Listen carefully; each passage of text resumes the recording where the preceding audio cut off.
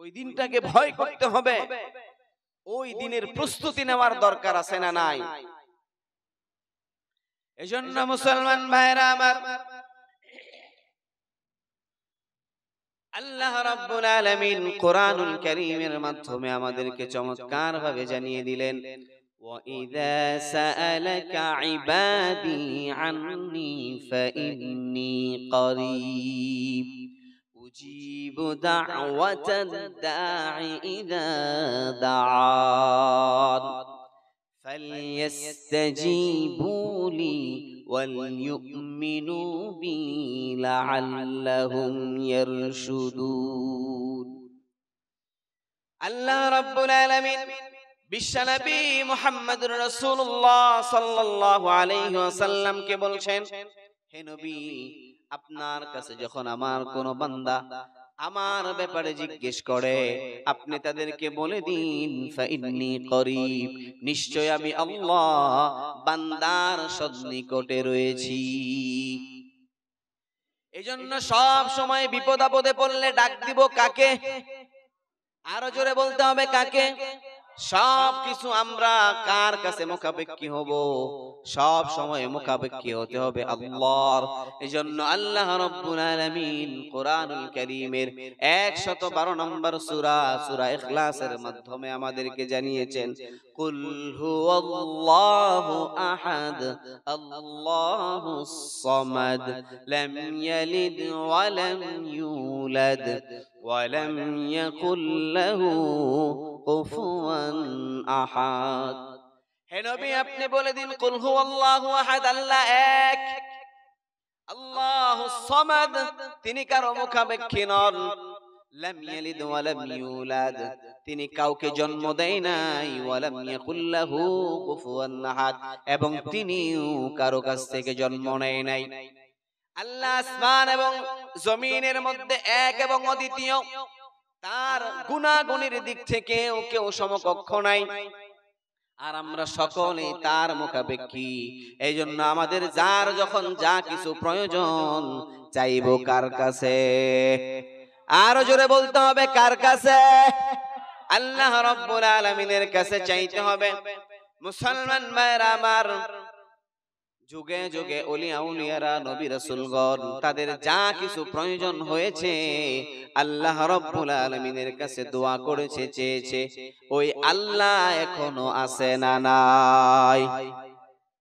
হযরত আদম আলাইহিস সালাতু ওয়াস সালাম দোয়া করেছে, নূহ আলাইহিস সালাতু ওয়াস সালাম দোয়া করেছে, মূসা আলাইহিস সালাতু ওয়াস সালাম দোয়া করেছে, ঈসা আলাইহিস সালাতু ওয়াস সালাম দোয়া করেছে, সবশেষে মুহাম্মদুর রাসূলুল্লাহ সাল্লাল্লাহু আলাইহি ওয়াসাল্লাম দোয়া করেছে।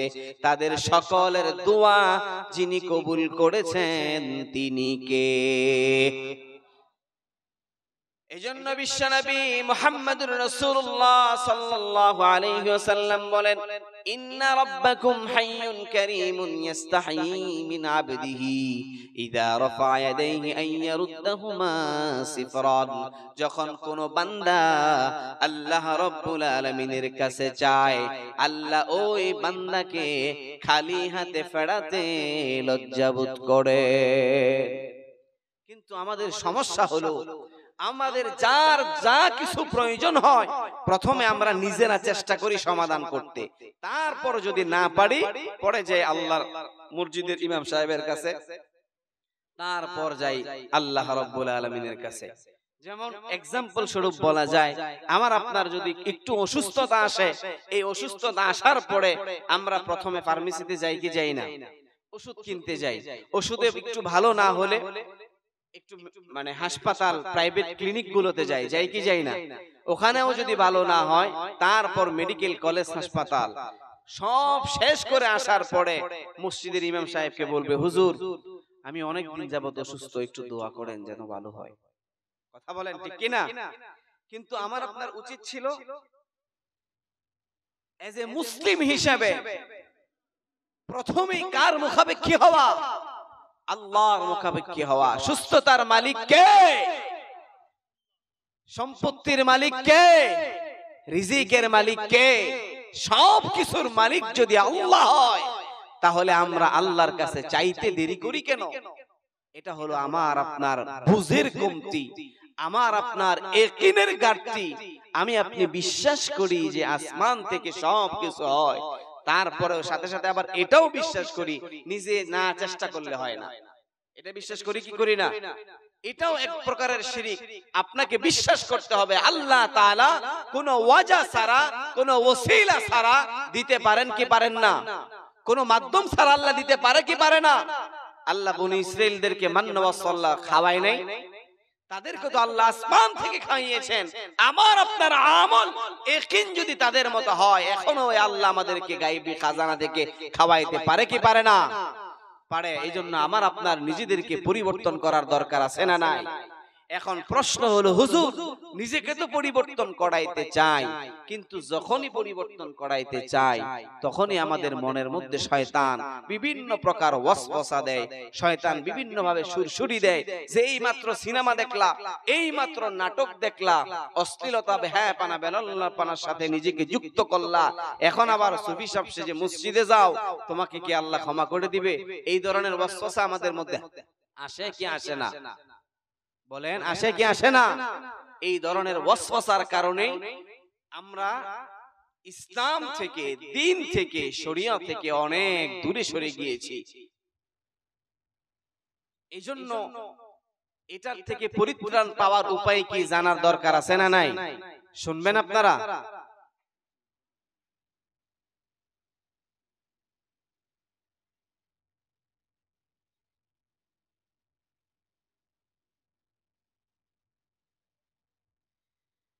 শুনবেন আপনারা ইনশাআল্লাহ? আচ্ছা, মুসলমান ভাইরা আমার, বিশ্বনবী মুহাম্মদুর রাসূলুল্লাহ সাল্লাল্লাহু আলাইহি ওয়াসাল্লামের সাহাবী হযরত আবু হুরায়রা রাদিয়াল্লাহু তাআলা এর কাছে একজন মহিলার আগমন ঘটল। সুশ্রী মহিলা, বিশ্বনবীর সাহাবী আবু হুরায়রা রাদিয়াল্লাহু তাআলা এর কাছে গেলেন এবং গিয়ে একটা বিষয় সম্পর্কে জানতে চাইলেন।